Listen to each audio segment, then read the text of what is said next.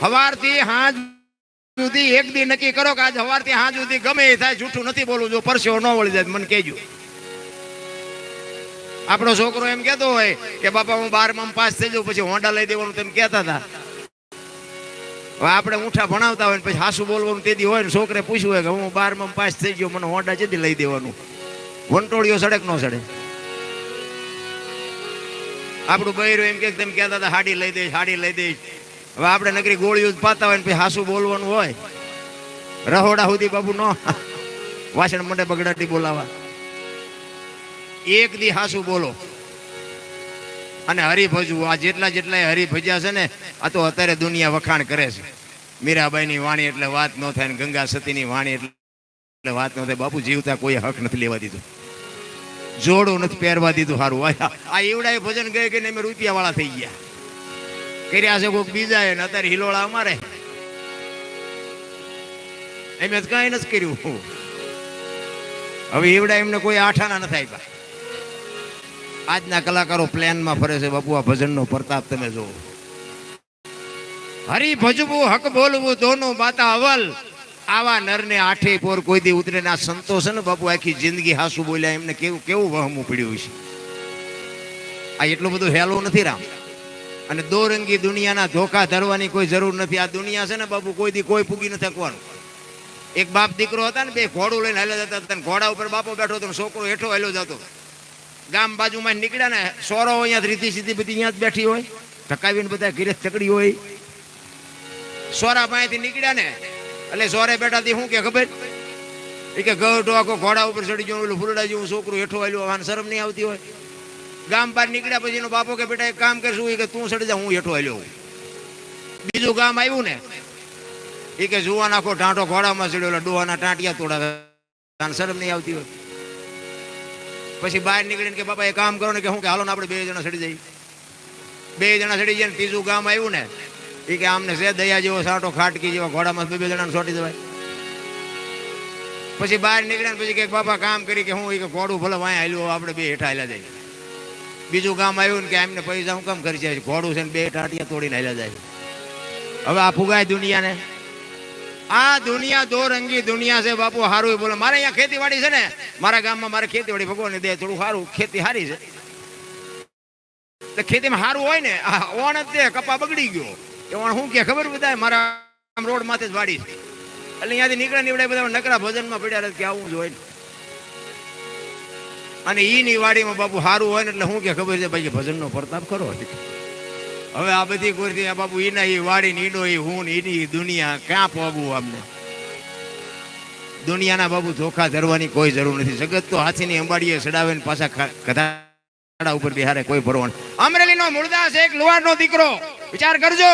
એમ નામ બાપુ ચોપડે નામ નો સડે. સારું થવા માટે મહેનત કરવી પડે. એક આ બુસટ હોય ને એને ઉજળો કરવો હોય ને પાણી જોવે, હાબુ જોવે, ડોલ જોવે, ધોકાવો પડે, મહળવો પડે અને મેલો એની હાથે થાય. વિચાર કરજો.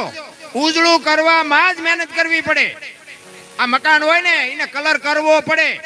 કોઈ દી કોઈ કલર ઉખાડતા ફાયદો ભયો ક્યાં જાય?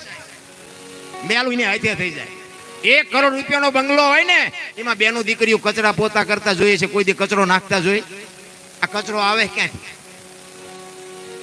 એટલે સંતો કહે છે આ કરોડ રૂપિયાનો બંગલો છે ને આમાં ભજન રૂપી હાવણી ચાલુ રાખજે ને કે તારો બાપ કચરો તો કરી જાય, કોઈ બાપોય નહીં કાઢી.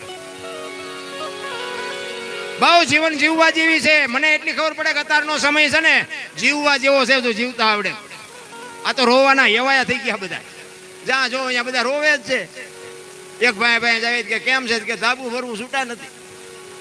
બીજા ભાઈ જાય કે ડોબું વિયાણું દોવા નથી દેતું. બીજા ભાઈ જાય કે છોકરાને પોલીસ વાળા લઈ ગયા જામીન ચડતો નથી. આપણે એમ કે આખી દુનિયા રોવે જ છે. આમાં આપણે ક્યાં રોવું? જગ્યા જ નથી. મારે ઈશ્વરને મેળવવો છે. એ તો દાસી જીવન રોવે બાપ. જેઠીરામ રોવે કે હે દિનબંધુ દયાળુ, હું તારી દાસી બનું, તારા પોતા કરું, મને તારા દીદાર દેખાડ. કોને કોને આમાં ભૂખ છે ભજનની? ભગવાનની ભૂખ કોને છે? તમે પોતે ઈશ્વર છો. હું તો એમ કહું છું કે તમારો મારો જે સ્વર છે ને બોલે એ બીજો નહીં, પરમેશ્વર છે પોતે. અકલ મઠા અવળા મથે બહાર જઈને ગોતે. તમારા માલિકો જ છે. દ્વારકા વાળા કે રણુજા જવું છે, પાવાગઢ વાળા કે સોમનાથ જવું, તો હાસુ ચા સી તો કહો કે તમારા ગામમાં નથી મેળ પડતો. તમે જોવો તો આમ 3-3 દિવસ સુધી લાઈનમાં ઉભા. આપણે એમ કે શું ઉભા કે દર્શન કરવા કે કીધું ના કે પમદીના ઉભા છે. આજ લગભગ વારો આવી જાય. ઘરે નથી કાંઈ મેળ પડે એવું. આ દર્શન ધજાના કરીને ઘર ભેગા થાવ શું લેવા દી ઉઠાડો હરિયારિયા કાંઈ છે નહીં રામ. આ માલિકોર જોઈ લ્યો, બધું માલિકોર છે, વાતમાં કાંઈ છે નહીં. આખી દુનિયામાં બાબુ દુકાનો ખોલીને બેઠા છે, કાંઈ છે નહીં રામ. અમે મથુરામાં ગયા હતા ને, ગોકુળ મથુરામાં 4-5 ભાઈબંધ હતા, ફરવા ગયા હતા આમથી આંટો મારવા. એક બાપુ બેઠા હતા રૂમમાં, એટલે બધા જાતા હતા. મેં હાલો ને આપણે જાય મલબા કઈ ગઈ. અમે અંદર ગયા ને તો અમને કે બેસી જાઓ બધા. અમે બધા બેસી ગયા. બાપુ કે 100 રૂપિયા લાવો. મેં છે ને એ કે કાનુડાને હિંચકો નાખવાના. અહીંયા ઈંડોળો હતો, નાનો એવો કાનુડો બેહ્યો. એ કે કાનુડાને હિંચકો નાખવાના. મેં કીધું અમારા 100 રૂપિયા બગડે ને કાનુડાની નીંદર બગડે, ભલે હું તો. એ કે નાસ્તિક લાગો. મેં નાસ્તિક છે તેમાં કાનુડો દુવારી કે આવ્યો હોય, અહીં કઈ છે નહીં. અહીં તમે આંટો મારવા આવી છે, કાનુડો અમારી ભેગો છે. આવીને આવી દુકાનો છે બાપ, આંટો મારવો હોય મારી જો. બસ મારી ભલામણ એક છે, મા બાપને આ જાળવો. મા બાપને 2 ટાઈમ રોટલો દો બાપુ. જિંદગીમાં કોઈ દી મોળો દે નહીં, એવું કઈ આપણી ગેરંટી.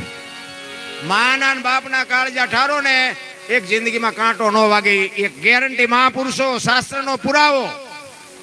40 લાખની ગાડી લઈને નીકળે, વાયેલી સીટમાં જોવો કૂતરો બેઠો હોય, લબરક.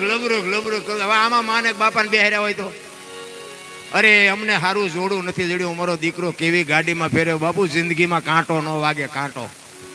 પણ આ ગમતું જ નથી કોઈને. તમને ન ખબર પડે. તમને એટલે નહોતી ખબર એટલે 100 વીઘા રાખી દે. તું 10 વીઘાના ઉલાળિયા મીડ્યો કરવા, અમને નથી ખબર પડતી.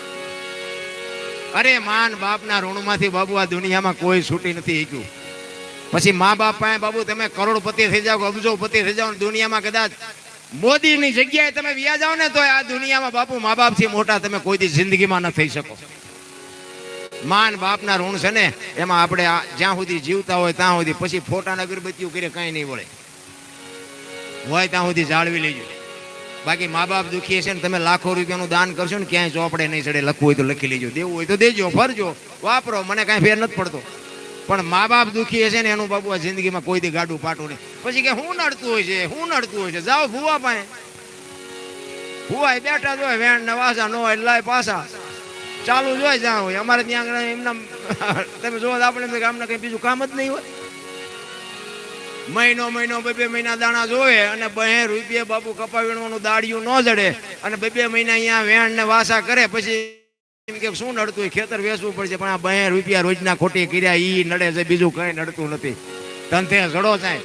આપણે ક્યાં નડ્યા છીએ ઈ પેલા નક્કી કરો ને. કોઈ નડે જ નહીં. તમે જગતને પ્રેમ કર્યો હોય તો જગત તમને પ્રેમ જ કરે.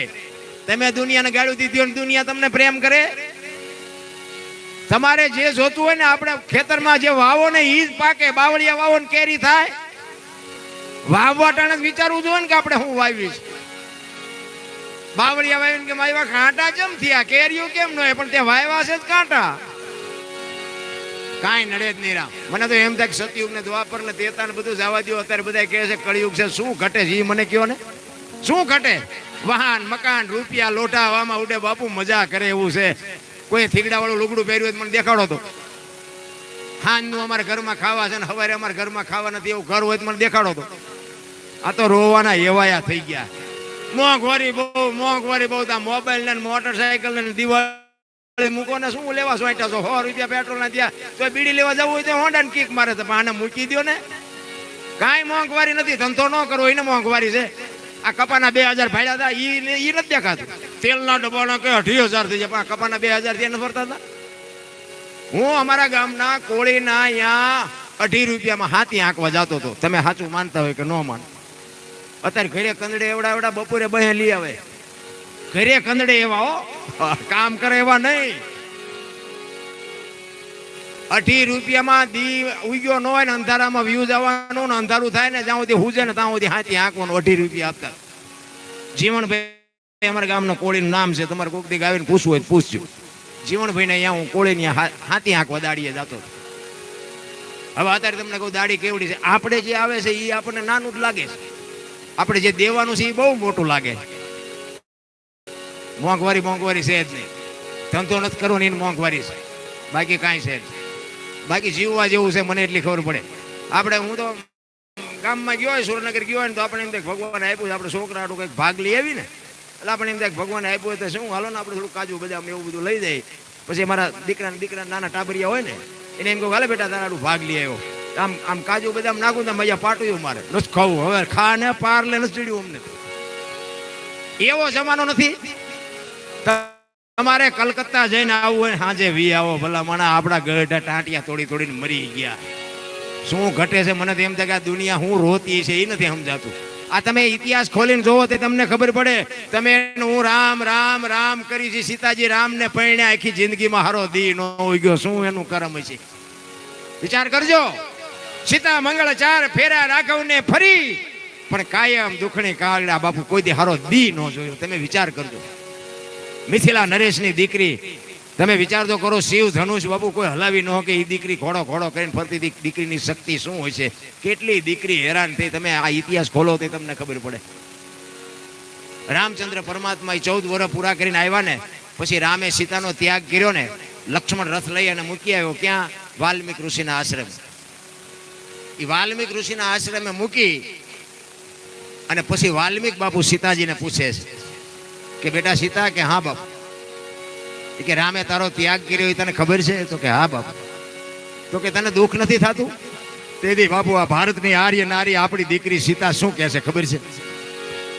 કે બાપુ અમારું તો રઘુકુળ છે, અયોધ્યાનો રાજ છે અને અયોધ્યાની ગાદી ઉપર હરિશ્ચંદ્ર રાજાએ તારામતીને વેસી નાખી હતી. હજી રામે મને વેસી છે ક્યાં? વિચાર કરજો. આટલું જો સમર્પણ હોય દીકરીનું તો અત્યારની દીકરીઓ પાણીના લોટામાં કે ઘરને ધંધે લગાડી દઉં, આખું ઘર આમ કરી નાખું, તમારા ઘરમાં નળિયું ન રવા દો, તમારા બાપુજીએ ગોઠવા